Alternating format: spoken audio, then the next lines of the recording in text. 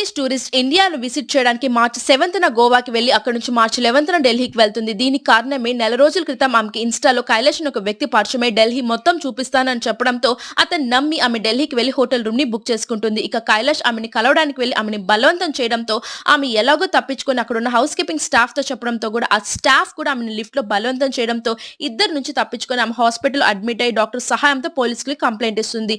ఇలాగే రీసెంట్ గా Israel tourist కి హంపీలో ఇలాంటి ఇన్సిడెంట్ జరిగింది. ఇజ్రాయెల్ టూరిస్ట్ ఆమెతో పాటు ఉన్న హోమ్ స్టే ఆపరేటర్ వీళ్ళిద్దరిని అక్కడున్న లోకల్స్ ముగ్గురు రేప్ చేస్తారు.